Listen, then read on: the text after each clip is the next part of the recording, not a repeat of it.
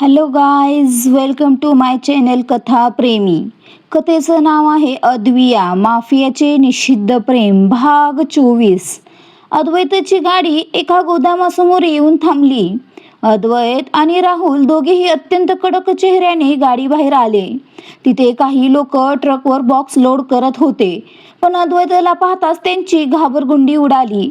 त्यातील एका माणसाची तर इतकी भयंकर अवस्था झाली की त्याचे हात पाय थरथरू लागले आणि कपाळावर घामाच्या धारा वाहू लागल्या. अद्वैतने सभोवताली नजर फिरवली आणि त्याची तीक्ष्ण नजर थेट त्या घाबरलेल्या माणसावर खिळली. अद्वैत रागाने लालबुंद होऊन त्याच्या दिशेने लांब ढांगा टाकत पुढे सरकू लागला. तिथे उभे असलेले बाकी लोक अवाक होऊन बघत होते. प्रत्येकाला वाटत होतं की आता आपलं काय होणार. पण अद्वैत त्यांना सोडून पुढे निघून गेला तेव्हा कुठे त्यांचा जीव भांड्यात पडला. पण अचानक शांतता भंग पावली. एका जोरदार आवाजाने सर्वांचे डोळे आश्चर्याने आणि भीतीने विस्फारले गेले. अद्वैतने नुकत्याच कामावर लागलेल्या त्या माणसाच्या तोंडावर इतका जोरात ठोसा लगावला की तो माणूस स्वतःला सावरू शकला नाही आणि थेट बॉक्सच्या ढिगाऱ्यावर जाऊन आदळला. तो माणूस आधीच घाबरलेला होता. त्यात अद्वैतचा तो अवतार बघून त्याचा श्वास जणू रोखला गेला होता. अद्वैतने त्याला कॉलर धरून वर उचलले आणि पुन्हा त्याच्या तोंडावर ठोसे मारायला सुरुवात केली. त्याच्या नाकातोंडातून रक्ताच्या धारा वाहू लागल्या. अद्वैत काही थांबायला तयार नव्हता. तो एकामागून एक वार करतच होता. जेव्हा अद्वैतला वाटले की आता हा माणूस बेशुद्ध होईल तेव्हा त्याने त्याला जोरात झटकले आणि तो माणूस जमिनीवर कोसळला. त्याचे डोळे मिटू लागले होते आणि डोके जमिनीवर आदळल्यामुळे त्याला चक्कर येत होती. राहुल फक्त शांतपणे उभा राहून अद्वैतचा हा राग बघत होता. बाकीच्या कामगारांना प्रश्न पडला होता की बॉसला नक्की झालंय काय आणि या माणसाने अशी काय चूक केली. अद्वैतने त्या माणसाच्या पोटात एक जोरात लाथ मारली आणि गरजला, तुझी इतकी हिंमत की तू माझ्याशी गद्दारी करशील. तो माणूस आता पूर्णपणे शुद्ध हरपण्याच्या बेतात होता. तेव्हाच राहुलने त्याच्यावर थंड पाण्याची बॉटल ओतली. जखमांवर पाणी पडताच तो माणूस वेदनेने ओरडला. पण तिथे उभ्या असलेल्या कुणालाही त्याची दया आली नाही, कारण अद्वैतच्या बोलण्यावरून सर्वांना समजले होते की याने मालामध्ये काहीतरी अफरातफर केली आहे. अद्वैतने राहुलला खुणावले तसा राहुल तातडीने ट्रकच्या आत गेला आणि काही बॉक्स उघडून तपासू लागला. थोड्या वेळाने तो हातात काही फळं घेऊन बाहेर आला. अद्वैतने त्याच्या हातातून एक सफरचंद घेतले आणि त्या माणसाकडे बघून म्हणाला, तुला काय वाटलं फळांच्या नावाखाली तू माझा माल गायब करशील आणि मला कळणार नाही. त्यानंतर अद्वैतने सर्वांकडे पाहून आदेश दिला, सगळे बॉक्स उघडा, पुन्हा चेक करा आणि मगच लोड करा. लक्षात ठेवा, यावेळी कोणतीही चूक चालणार नाही. Got it? सर्वांनी एका सुरात येस बॉस म्हटले.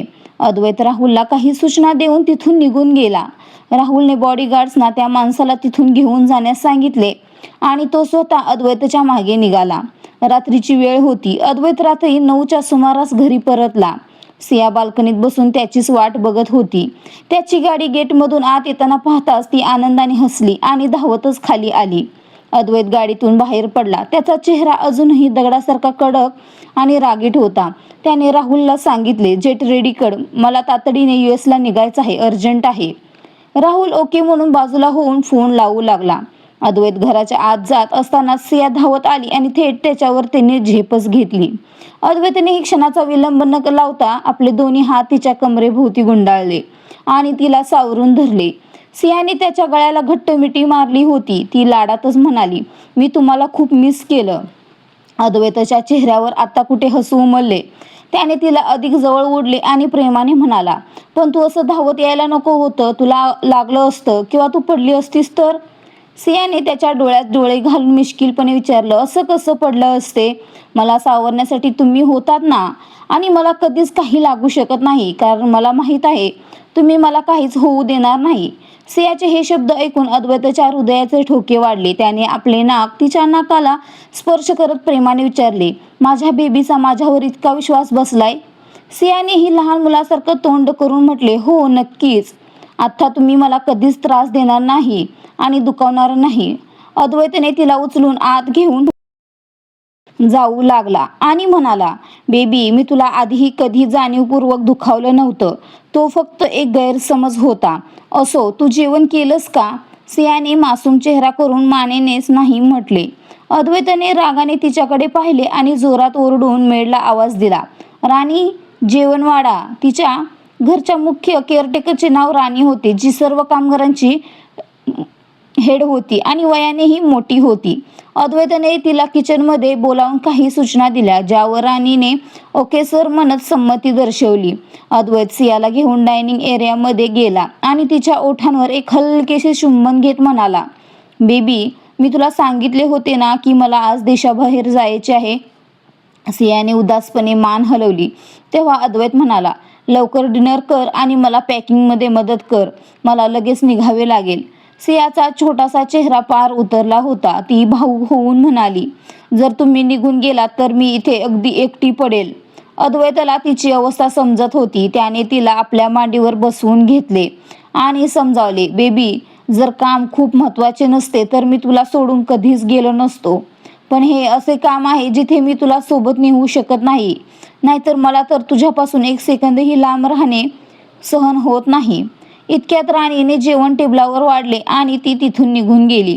सियाने रडत रडत विचारले, मग मी एवढ्या मोठ्या घरात एकटी कशी राहणार? अद्वैताने जेवणाचा घास तिच्या तोंडाजवळ नेट म्हटले, तू एक काम करू शकतेस. तू निक्कीला काही दिवसांसाठी इथे तुझ्यासोबत राहायला बोलवून घे. राहुल इथेच बंगल्यावर असेल. तोच तुला कॉलेजला सोडायला आणि न्यायला येईल. सियाने विचार केला आणि म्हणाली, ठीक आहे, मी उद्या निक्कीशी बोलेल. दोघांनी मिळून जेवण पूर्ण केलं. जेवण झाल्यावर अद्वैताने तिचं तोंड आणि स्वतःचे हात पुसले आणि तिला घेऊन रूममध्ये गेला. तिथे गेल्यावर त्याने बेडवर बसून टेबलाच्या ड्रॉवरमधून एक नवीन फोन काढला आणि सियाला दिला आणि तो म्हणाला, यात माझा आणि राहुलचा नंबर सेव्ह आहे. बाकी तुला हवे ते नंबर तू ॲड करून घे. सियाला यावेळी फोनमध्ये काहीच रस नव्हता. तिला फक्त अद्वैताच्या जाण्याचे दुःख होत होते. ती शांतपणे अद्वैताच्या छातीवर डोके ठेवून बसली. थोड्या वेळाने दोघेही आवरण्यासाठी कपाटाकडे गेले. त्यानंतरच्या एका स्वप्नवत क्षणात सिया गाढ झोपेत असतानाच अद्वैताच्या केसातून हात फिरवू लागली. दोघांमधील जवळीक वाढत गेली आणि वातावरणात एक रोमॅन्टिक संगीत गुंजत असल्यासारखा भास होऊ लागला. अद्वैताने अत्यंत प्रेमाने तिच्या खांद्यावरील नाईट सूटची पट्टी खाली सरकवली आणि तिच्या मानेवर प्रेमाचा वर्षाव करू लागला. दोघांच्या हृदयाचे ठोके स्पष्ट ऐकू येत होते. अद्वैत हळूहळू अधिक जवळ आला आणि त्याच्या उष्ण स्पर्शाने सियाच्या अंगात एक शिरशिरी भरली. तिने घट्टपणे बेडशीट पकडली होती. अद्वैताच्या तीव्र प्रेमामुळे सियाच्या तोंडून वेदना आणि आनंदाची संमिश्र आरोळी बाहेर पडली. त्याने तिच्या नाजूक अंगावर आपल्या प्रेमाच्या खुणा सोडायला सुरुवात केली. हळू करा, त्रास होतोय, असे सिया ओरडत होती. पण अद्वैत प्रेमात इतका वेडा झाला होता की त्याने सियाचा टॉप मधून फाडून टाकला आणि तिच्या संपूर्ण शरीरावर आपल्या प्रेमाची छाप सोडत तो पुढे सरसावला. सियाच्या काळजाचा ठोका चुकला आणि एका तीव्र हुंदक्यासोबत ती अद्वैताच्या प्रेमात पूर्णपणे वाहून गेली. दुसरीकडे मुंबई स्टेशनवर 3 जण अतिशय विचित्र अवस्थेत ट्रेनमधून उतरले होते. त्यांच्याजवळ थोडंसं सामान होतं, पण तिघांचीही हालत काही विशेष चांगली नव्हती. त्यात एक बाई, एक पुरुष आणि त्यांच्यासोबत एक तरुण मुलगी होती.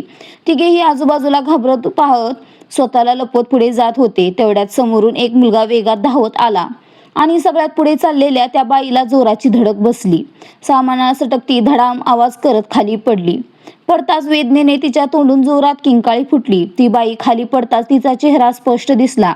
ती कामिनी होती. तिच्यावरचं तिचं सामान पडलेलं होतं. तिच्यासोबत चाललेला पुरुष आणि ती मुलगी पटकन तिला उचलायला धावले. कामिनी रागाने ओरडत म्हणाली, कमिन्यांनो, डोळे नाहीत का? पाहून चालता येत नाही? तिला काही झालं असतं तर ती तिथेच तमाशा करणार होती, पण धक्का देणारा मुलगा तोपर्यंत केव्हाच गायब झाला होता.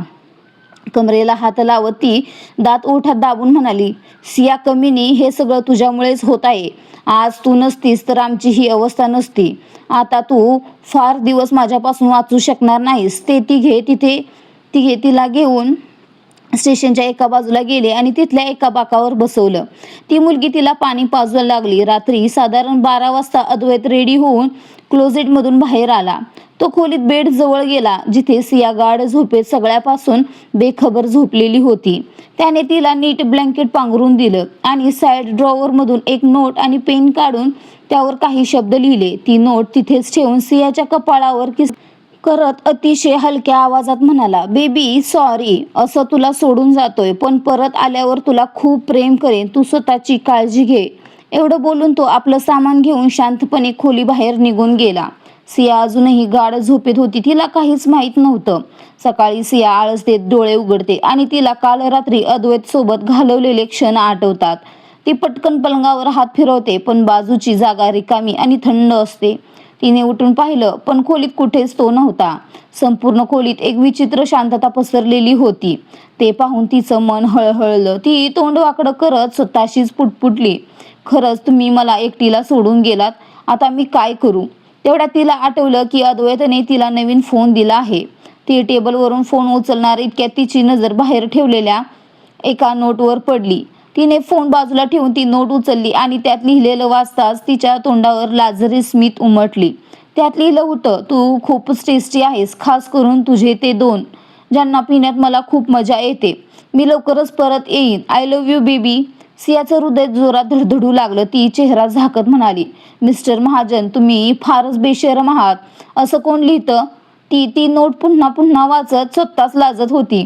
मग तिने त्या नोटवर किस केला, ड्रॉवर उघडून त्यात आत ठेवली आणि फोन हातात घेतला. अद्वैताचा काही कॉल किंवा मेसेज आहे का ते पाहू लागली. तेवढ्यातच त्याचाच एक मेसेज नोटिफिकेशन दिसला. तिने तो ओपन केला. बेबी, तू उठल्यावर रेडी हो, ब्रेकफास्ट करून राहुल सोबत कॉलेजला जा आणि तिथून निक्कीला सोबत घेऊन ये. काही प्रॉब्लेम असेल तर राहुलला सांग आणि मला तर तू कधीही कॉल करू शकतेस. आय लव्ह यू मेरी जान. स्वतःची काळजी घे. सियाने मेसेज पाहून तोंड वाकडं केलं आणि म्हणाली, खडूस, एवढी काळजी होती तर सोडून गेलातच का?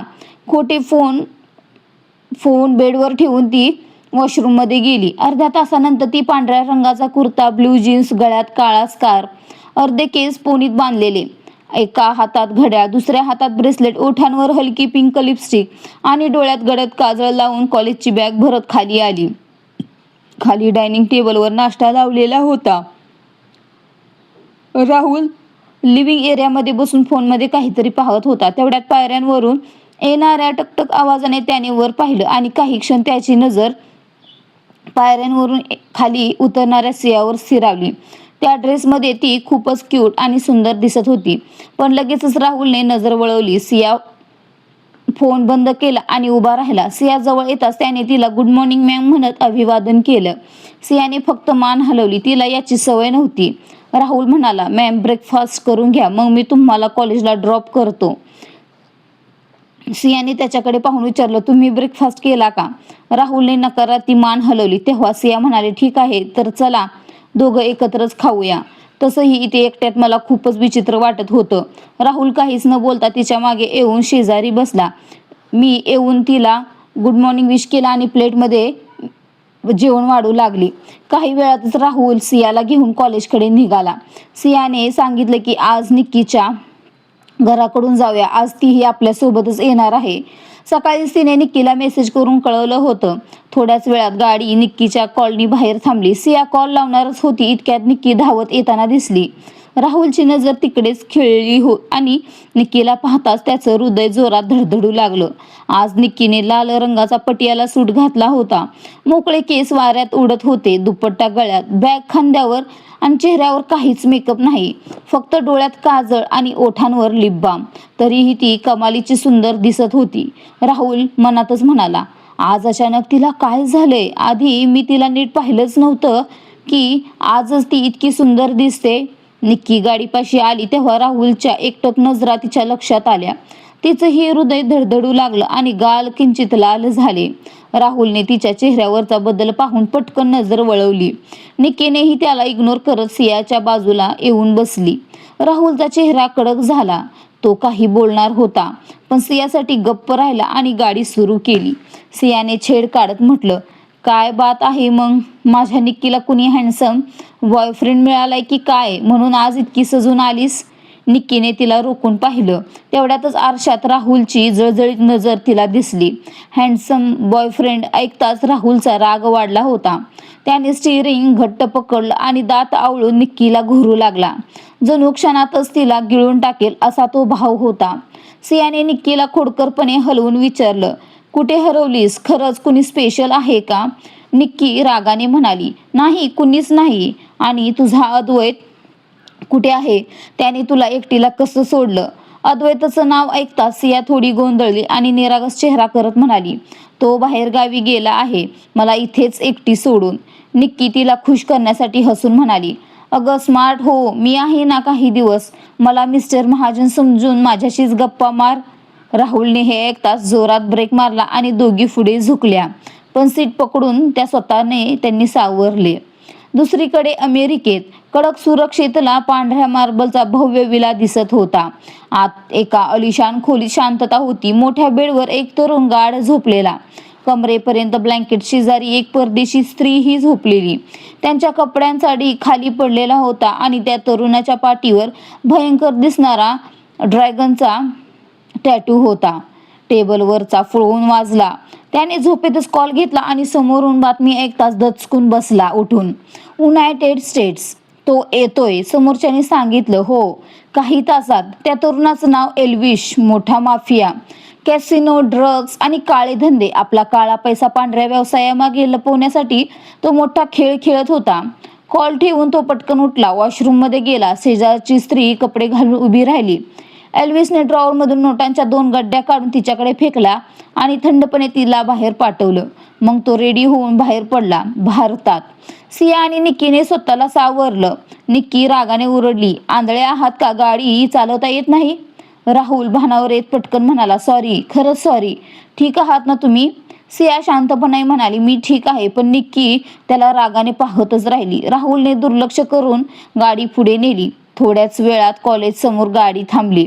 दोघी उतरल्या. निक्कीने वळून राहुलला डोळे वटारले आणि सियाचा हात धरून आत गेली. राहुल तिथेच थांबून पुटपुटला, काय मुलगी होती, मुलगी नाही वादळच. मला काय होते तिला पाहिल्यावर, आणि डोकं झटकून गाडीत घेऊन निघून गेला. पण तिथे एक जण असा होता ज्याने लपून छपून निक्कीला एकटी कॉलेजमध्ये जाताना पाहिलं होतं. तो भिंती आडून बाहेर आला. डेव्हिल स्माइल देत म्हणाला, बहुतेक आज माझा रस्ता मोकळा आहे. तिला असा धडा शिकवायचा की आयुष्यात कुणाला आपला चेहराही दाखवता येऊ नये. असं म्हणत तो आतल्या दिशेत निघून गेला. दुसरीकडे एका वस्तीतल्या जुन्या घरात कामिनी, श्याम आणि सोनी बसले होते. त्यांची अवस्था आता पूर्वीसारखी नव्हती. गावात काम नसल्याने ते मुंबईला परत आले होते, पण राहायला जागा नव्हती. कसं बस जुळवाजुळव करून या वस्तीत घर छोटंसं मिळालं होतं. सोनी पीठ मळत म्हणाली, आई, हे सगळं कधीपर्यंत? मला घरकाम जमत नाही. लवकर काहीतरी कर. हे घर आणि ही घाण. कामिनी भाजी कापत थंडपणे म्हणाली, थोडा संयम ठेव. मी सगळं ठरवले. असा डाव टाकेन की त्या अपशकुनीला पळायची संधीच मिळणार नाही. दुपारी सिया आणि निक्कीची क्लास संपली आणि दोघी कॅन्टीनमध्ये येऊन कोपऱ्यातल्या टेबलावर बसून जेवत होत्या. काही टेबल दूर मीरा तिच्या मैत्रिणींमध्ये बसून जळजळीत नजरेने त्यांच्याकडे पाहत होती. सिया निक्कीला म्हणाली, आज माझ्या घरी चल. निक्की हसत म्हणाली, ठीक आहे. अद्वैत इथे नाही ना? मी विचारून घेतले. सिया म्हणाली, कपड्यांची काळजी करू नको, माझ्याकडे आहे. थोड्याच वेळात दोघी निघाल्या. मीरा मनातच पुटपुटली, आज एन्जॉय करा, उद्या कुठे असाल कोण जाणे. सगळ्या क्लासेस संपवून दोघी कॉलेज सुटताच राहुल गाडी घेऊन बाहेर थांबलेला होता. सिया आणि निक्की बसल्या आणि निघाल्या. यावेळी राहुलने निक्कीला मुद्दाम पाहिलंच नाही. तिच्यामुळे त्याच्याकडून चुकाच होत होत्या. दुसरीकडे अमेरिकेत अद्वैताचं जेट एका खास प्रायव्हेट एरियात लँड झालं होतं. तो ब्लॅक ओव्हरकोट, मास्क आणि ब्लॅक शेड्समध्ये उतरला होता. पूर्णपणे धोकादायक वाइब्स त्याला काळ्या कपड्यातले शास्त्रधारी लोक घेरून घेऊन गेले. गाडीत बसताच पुढच्या सीटवरचा माणूस म्हणाला, सगळी माहिती मिळाली. प्रॉब्लेम एल्विसचा आहे. तो काळा धंदा बिझनेसच्या आड लपवू पाहतोय. अद्वैत आयपॅडवर आपल्या कंपनीची लाईव्ह फुटेज पाहत होता. आगीचे दृश्य, जखमी लोक, मोठं नुकसान. त्याची पकड घट्ट झाली. जबडा आवळला. संयम ठेवत तो म्हणाला, आधी विलाकडे चला. दुसरीकडे इकडे भारतात सिया आणि निक्की घरी पोहोचल्या होत्या. तेवढ्यात सिया म्हणाली, तिला गेस्ट रूम दाखवा, मी येतेच. राहुलने ऐकलं की निक्की इथेच राहणार. आता तर त्याचं हृदय जोरात धडधडत होतं. सिया खोलीत आली. सिया आणि रिकामी खोली पाहून तिचं मन हळवं झालं. तिने अद्वैतला कॉल केला. आधी त्याने दुर्लक्ष केलं, पण सिया आठवताच कॉल उचलला. तिचाच होता. तिचा राग ओसंडला. मिस्टर महाजन, तुम्ही खूप वाईट आहात. मला एकदाही कॉल नाही केला. तेवढ्यात अद्वैतच्या मॅग्नेटिक आवाजाने तिला गप्प केलं. बेबी डॉल, रागात सुद्धा तू कमाल दिसतेस. तिचे शब्द अडखळले आणि तो पुढे म्हणाला, मी तुला खूप मिस केले. आता हॉटेलला जातोय. सियाचा चेहरा टोमॅटो रंगाचा झाला. त्याने हळूच म्हटलं, आय लव्ह यू. जेवून झोप. ती त्यावर लाजून म्हणाली, तुम्ही खूप फ्लर्टी आहात. तो हसतच म्हणाला, फ्लर्ट आणि प्रेम दोन्ही फक्त तुझ्यासाठी. ती फोन ठेवत म्हणाली, मीच वेडी. कॉल संपला तरी तिचं हृदय धडधडतच राहिलं. बाल्कनीत हलकी हवा, चंद्रप्रकाश. ती आकाशाकडे पाहत कुजबुजली, मिस्टर महाजन, तुम्ही माझ्यासोबत काय केलं ते तुम्हाला माहीत आहे का? मी तुला माझं बनवूनच राहणार, नाही तर तुला पूर्णपणे बर्बाद करीन. असे शब्द कधी काळी ज्याने तिच्या आयुष्यात भीती पसरवली होती, तोच आज बेबी आय लव्ह यू म्हणत होता. सिया भिंतीला टेकून उभी राहिली, डोळे मिटले आणि त्याचे शब्द पुन्हा एकदा कानात घुमले. बेबी, मी फ्लर्टही फक्त तुझ्याशीच करतो आणि प्रेमही फक्त तुझ्यावरच. तेवढ्यात तिला जाणवलं, बाहेर कितीही राग दाखवला तरी तिच्या मनात आता फक्त आणि फक्त अद्वैतच आहे.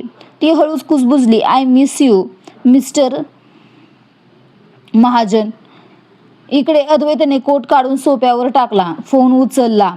स्क्रीनवर सियाचा फोटो होता. ती पहिल्यांदाच त्याच्या कंपनीत आली तेव्हाचा. तो हलकसं हसला आणि पुटपुटला, वेडी मुलगी, फोन कट करून पळून गेलीस, पण आता तुझी आठवण मला शांत बसू देत नाही. तो खोलीत गेला. भिंतीवर घड्याळाची टिकटिक, खिडकीतून येणारा चंद्रप्रकाश आत येत होता. वॉशरूमकडे जाताना तो म्हणाला, पहिल्यांदाच दूर आलोय आणि असं वाटतंय की काहीतरी मागे राहिलंय. शॉवर सुरू होताच थंड पाण्याचे थेंब त्याच्या केसांवरून चेहऱ्यावरून वाहू लागले. तो भिंतीला टेकला, डोळे मिटले आणि सियाचा आवाज कानात घुमला, मिस्टर महाजन, तुम्ही एक नंबरचे फ्लर्टीबाज आहात. त्याच्या ओठांवर हलकी स्माईल आली. त्याने खोल श्वास घेतला, काश तू आता इथे असतीस बेबी डॉल. Baby doll. तर ही एकटीपणाचा जडपणा इतका जाणवला नसता. पाण्याचे थेंब वाहत होते, पण आतली अस्वस्थता तशीच होती. त्याला माहीत होतं, कितीही मोठा बिझनेसमॅन असला तरी खरी शांतता फक्त सियाच्या मिठीतच आहे. शॉवरमधून बाहेर येताच त्याच्या ओल्या केसांमधून पाण्याचे थेंब रुंद खांद्यावर पडत होते. तेवढ्यात दारावर टकटक झाली. त्याने भुवया उंचावल्या. वेळ पाहिली, जवळपास 12 वाजले होते. दार उघडताच बॉडीगार्ड जॉन समोर उभा होता. चेहऱ्यावर थोडी घबराट. अद्वैतीची नजर थंड पण धारदार झाली. काय झालं जॉन, एवढ्या रात्री? आवाज गंभीर होता. जॉन हलकं वाकत म्हणाला, सर, त्रास दिल्याबद्दल माफी, पण बॉस रेल्वे सध्या दीदी क्लबमध्ये आहे. अद्वैच्या डोळ्यात चमक आली. ओके, लवकर करा, तो पळण्याआधी पकडायचाय. तो म्हणाला, जी सर, आपले लोक आधीच तिथे पाठवले, जॉनने सांगितलं. अद्वैतने डेव्हिल स्माईल देत त्याच्या खांद्यावर थाप दिली. छान, मी चेंज करून येतो, सगळं रेडी ठेवा. जॉन येस बॉस म्हणत निघून गेला. अद्वैत पुटपुटला, आता कुठे पळतोस? माझ्यापासून कुठेही लपलास तरी वाचणार नाहीस.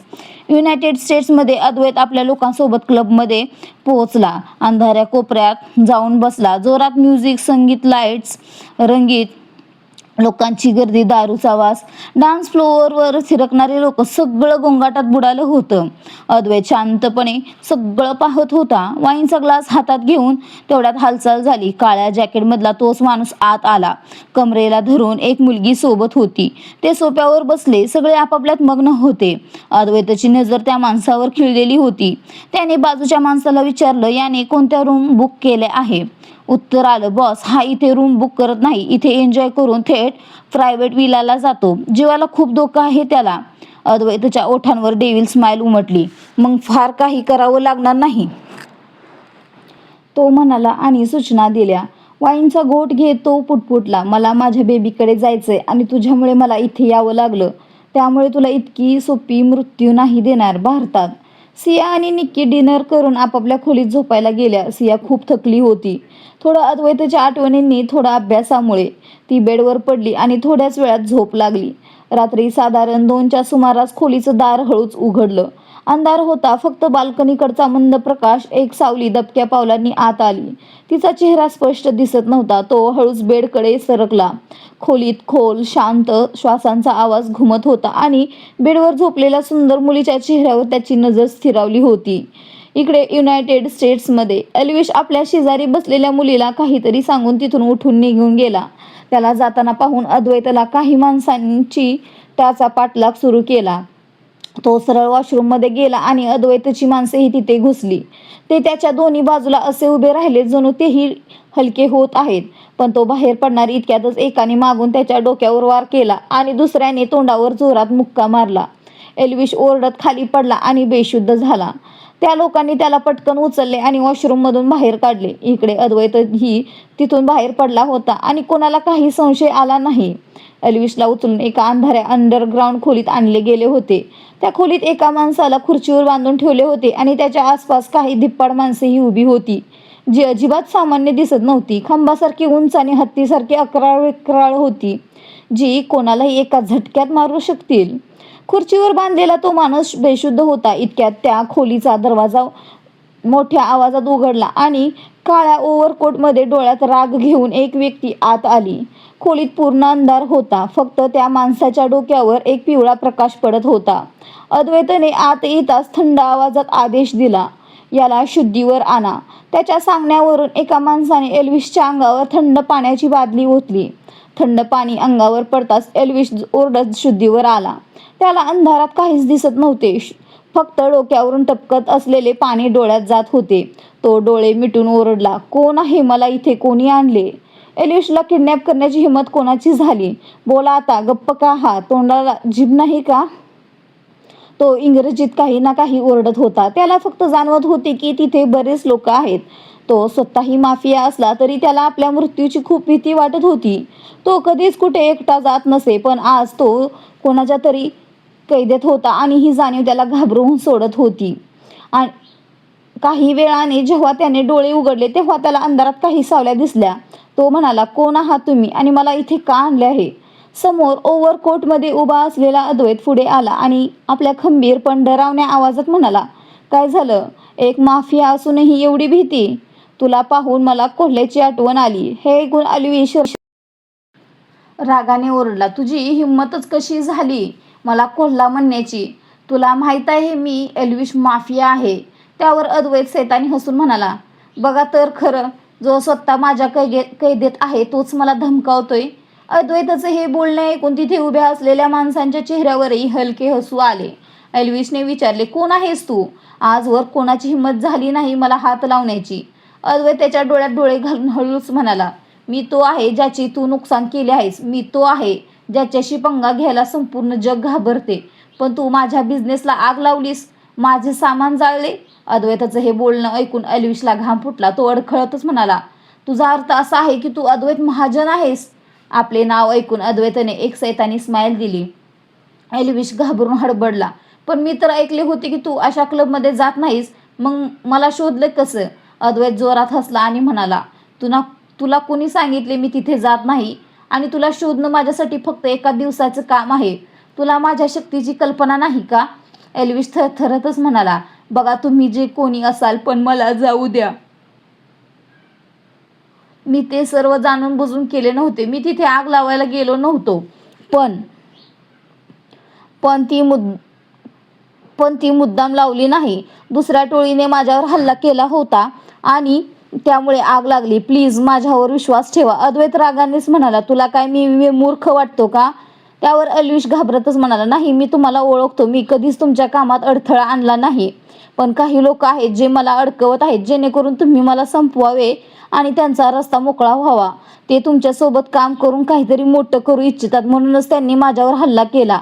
मी मानतो की मला बिझनेस वर्ल्डमध्ये यायचे आहे, पण मी तुमच्याशी वैर करून नाही. माफियांच्या केंद्रस्थानाशी वैर करून मी जिवंत कसा राहणार? एल्विशचे बोलणे ऐकून अद्वैतच्या मनात संशयाची पाल चुकचुकली. त्याने रागाने पाहिल्यास आणि म्हणाला, जर यात थोडीही सत्यता असेल तर मी तुला साथ देईन, पण जर तू खोटं बोलला असशील तर माझी शिक्षा किती भयानक असते हे तुला चांगलंच ठाऊक आहे. एल्विशने घाबरून मान हलवली. त्याची भीतीपोटी रूह कापत होती. अद्वैतने आपल्या माणसाला इशारा केला आणि तो बाहेर निघून गेला. अद्वैत गेल्यावर एल्विशने सुटकेचा श्वास सोडला की तो पुरताच तरी सुरक्षित आहे, पण पूर्णपणे नाही. इंडियामध्ये तो व्यक्ती त्या मुलीच्या जवळ आणि अजून जवळ येत हळूच तिच्या कानात कुजबुजला, बेबी आय लव्ह यू. त्याचा तो निवडक आवाज ऐकून त्या मुलीच्या पूर्ण शरीरात शिरशिरी धावली. तिचं पूर्ण शरीर ताठरलं. तिची पकड बेडशीटवर घट्ट झाली आणि तिच्या कपाळावर घाम आला. तिच्या तोंडातून विचित्र असे सुस्कारे आणि सिसकी निघत होती. तो माणूस जसा तिच्या अंगावर येऊन सॉफ्ट साऊंड मध्ये तोंड बोलला, ती मुलगी ओरडत झोपेतून दचकून उठून बसली. ती धापा टाकत होती. तिचं पूर्ण शरीर घामाने भिजलं होतं आणि तिचे श्वास नेहमीपेक्षा वेगवान आणि खोल होते. सिया खोल श्वास घेत आपल्या छातीवर हात ठेवून म्हणाली, मिस्टर महाजन, तुम्ही मला वेडं करून सोडलं आहे. आता मी तुम्हाला किती मिस करते. मग ती रागाने बोलते, फक्त एकदा तुम्ही परत या, मग मी तुम्हाला कुठे जाऊ देणार नाही, असं म्हणत ती आपले हात चोळत होती. मग तिने साईड टेबलवर ठेवलेली बाटली उचलली आणि पाणी पिऊ लागली. दुसऱ्या बाजूला अद्वैत आपल्या विलामध्ये बनवलेल्या बारमध्ये बसून ड्रिंक करत होता. तो सिगारेटचा लांब झुरका घेऊन धूर वरच्या दिशेला सोडत जुनूनामध्येच म्हणतो, तू मला करतेस आणि मी सुद्धा तुला खूप मिस करतोय. बस आजचा दिवस, उद्या मी तुझ्याकडे असेन माझी जान, असं बोलून तो ड्रिंक करू लागतो. नेक्स्ट मॉर्निंग सिया लवकर तयार होऊन जशी खाली येते, निक्की तिच्या समोर येऊन कमरेवर दोन्ही हात ठेवून बोलली, तू तर म्हणत होतीस की मी तुझे कपडे घालीन. सियाने तिच्याकडे बघत म्हटलं, हो तर घाल ना, मी कधी मना केले. निक्की तिला छेडत म्हणते, तू सकाळपासून काय करतेस आणि मी कधीपासून तुझी वाट पाहत होते. सिया तिच्या खांद्यावर हात ठेवून म्हणाली, सॉरी यार, मी रात्री नीट झोपू शकले नाही, आता जाऊन लवकर चेंज करून ये. एवढं बोलून ती डायनिंग एरियाकडे वळली. निक्की सुद्धा वर तिच्या खोलीत कपडे घ्यायला गेली. काही वेळाने तिथे राहुल येतो. तो सियाला गुड मॉर्निंग विश करतो. तेव्हा सिया मान हलवून त्याला बसायला सांगते. राहुलच्या नजरा आजूबाजूला फिरत होत्या. सिया त्याला इकडे तिकडे बघताना पाहून विचारते, काय झालं, कोणाला शोधताय तुम्ही. राहुल अशा विचारण्याने गडबडून जातो आणि बोलतो, काही नाही, मी बस काहीतरी विचार करत होतो. सियाने काही म्हटलंच नाही आणि मान हलवून निक्की येण्याची वाट पाहू लागली. काही वेळातच निक्की दणदणाट करत खाली येते आणि सरळ सियाच्या बाजूच्या खुर्चीवर बसते. तिथे राहुल, जो तिला शोधत होता, तिला सियाच्या कपड्यांमध्ये पाहतो तर बघतच राहतो. तिने यावेळी ब्लॅक कलरचा क्रॉप टॉप आणि खाली प्लाझो सोबत वरून श्रग घातला होता. तिचे लांब केस मोकळे, ओठांवर लाईट पिंक लिपस्टिक, डोळ्यात गडद काळजळ. ती एवढ्यातच खूप क्यूट आणि ब्युटिफुल दिसत होती. राहुलचं हृदय धकधक करू लागलं. त्याने टेबलच्या खालून हाताच्या मुठी आवळल्या आणि मनातल्या मनात म्हटलं, ही मुलगी पण ना काय बवाल आहे. तिने तर माझा जीवच टांगणीला लावलाय. वरून माझं हे हृदय धकधक करते. मला कोणत्या पिसाळलेल्या कुत्र्याने चावा घेतला होता, जो या वादळाला पाहून माझं हृदय धकधक करायला लागतं. हे देवा, माझं काय होईल. या वादळापासून वाचव मला. तो अजूनही आपल्या विचारातच होता की त्याला निक्कीचा आवाज आला, मिस्टर असिस्टंट, जागेपणी स्वप्न बघणं नंतर करा, आधी जेवण करा, थंड होते. तो घाईघाईतच भानावर येतो आणि निक्कीकडे बघतो, जी आता आपलं जेवण करण्यात बिझी होती. मग त्याने सियाला पाहिलं, ती सुद्धा जेवत होती. त्याने आपल्या प्लेटमध्ये पाहिलं, त्याचं जेवण तसंच राहिलं होतं. हे पाहून तो लवकर आपलं जेवण करू लागतो आणि निक्की त्याला तिरक्या नजरेने बघत स्माईल करू लागते. थोड्या वेळाने त्या सर्वांचं जेवण संपतं. तेव्हा राहुल त्यांना कॉलेजला सोडण्यासाठी घेऊन जातो. काही वेळातच ते तिघे कॉलेज समोर होते. त्या दोघी गाडीतून उतरल्या आणि कॉलेजच्या आत गेल्या. तिथे लांबून कोणीतरी त्या दोघींना आत जाताना पाहिलं आणि कोणाला तरी फोन लावून सांगू लागला. राहुल तिथून ऑफिससाठी निघाला होता. अर्ध्या दिवसानंतर सिया आणि निक्की कॅन्टीनमध्ये जातात आणि आपलं जेवण ऑर्डर करू लागतात. आज सियाला सकाळपासूनच काहीतरी विचित्र जाणवत होतं, जसं कोणीतरी तिच्यावर लक्ष ठेवून आहे. पण तिने ही गोष्ट निक्कीला सांगितलीच नाही. तिला वाटलं कदाचित ती जास्त विचार करते, पण असं नव्हतं. कोणीतरी होतं जे तिच्यावर 2 दिवसांपासून लक्ष ठेवून होतं. सिया जेवण अर्धवट सोडतच म्हणाली, निक्की, मी बाथरूम वापरून येते, तोपर्यंत तू जेवण कर आणि माझी बॅग इथेच ठेवलेली आहे. निक्कीने जास्त विचार न करता मान हलवली. सिया तिथून वॉशरूमसाठी गेली. वॉशरूम कॅन्टीनच्या अपोजिट साईडला होतं, त्यामुळे थोडं अंतर होतं. ती इकडे तिकडे बघत जात होती. दुसऱ्या बाजूला अद्वैतला समजलं होतं की एल्विशने त्याला जे काही सांगितलं होतं ते खरंच होतं. त्यामुळे त्याला वॉर्निंग देऊन सोडून दिलं. तरुण गँगला पकडून आपल्या जेलमध्ये त्यांच्या आयुष्याची वाट लावत होता. त्याने राहुलला कॉल करून सांगितलं होतं की तो आज तिथून निघणार आहे. तिथलं जे काम होतं ते झालं आहे, बाकीचे त्याचे लोक सांभाळतील. राहुलने सुद्धा त्याला इथल्या काही पेंडिंग मीटिंग्सबद्दल सांगितलं होतं. अद्वैताने जवळपास सर्व काम संपवलं आणि एल्विसला आपल्यासोबत पार्टनरशिपमध्ये घेतलं आणि त्याला सर्व काही सांगितलं होतं. तो आता एअरपोर्टसाठी निघाला होता. त्याला आता लवकरात लवकर आपल्या बेबीकडे पोहोचायचं होतं. तसा तो इथे आला नसता, पण गोष्ट त्याच्या माणसांची होती जे जखमी झाले होते आणि काहींचा मृत्यू झाला होता, ज्यामुळे त्याला यावं लागलं होतं. नाहीतर लोक अद्वैत महाजनचं नाव खराब करतील. कॉलेजमध्ये सिया वॉशरूममध्ये फ्रेश होत होती की अचानक तिच्या डोळ्यांसमोर अंधारी आली आणि ती खाली फरशीवर बेशुद्ध होऊन पडली. ती पडताच एक व्यक्ती तिच्या जवळ आली. त्याचा पूर्ण चेहरा कव्हर होता. त्याने खाली वाकून सियाला आपल्या कडेवर उचललं आणि तिला वॉशरूममधून बाहेर काढून मागच्या बाजूला नेऊ लागला. यावेळी कॉलेजमध्ये बहुतेक स्टुडंट्स कॅन्टीनमध्ये जेवत होते, त्यामुळे तिथे कोणीच नव्हतं. इकडे निक्कीचं जेवण संपलं होतं. तिने आजूबाजूला पाहिलं. मीरा आपल्या मित्रांसोबत बसून जेवत होती, पण तिची नजरच निक्कीवर होती. निक्कीने तिच्याकडे लक्ष दिलं नाही. तिने आपली आणि सियाची बॅग उचलली आणि कॅन्टीन बाहेर गेली. ती जिथे वॉशरूम होतं तिथे आली आणि आत गेली. आज सगळं नॉर्मल होतं, पण तिथे सिया नव्हती. तिने आपले हात धुवून म्हटलं, आता ही मुलगी कुठे गेली? मला तर वॉशरूमचं सांगून आली होती. माहिती नाही तिच्या डोक्यात नक्की काय चालत असतं. एक मिस्टर महाजन इथे नाहीत, ज्यामुळे ती आधीच उदास होती. आता तिला कुठं शोधू? खैर, बाहेर जाऊन बघते, कदाचित ती गार्डनमध्ये असेल. असं म्हणत ती दोघांच्या बॅगा घेऊन गार्डनमध्ये गेली. पुढे काय होते जाणून घेण्यासाठी पाहत राहा आपला चॅनल. भेटू लवकरच नवीन भागात.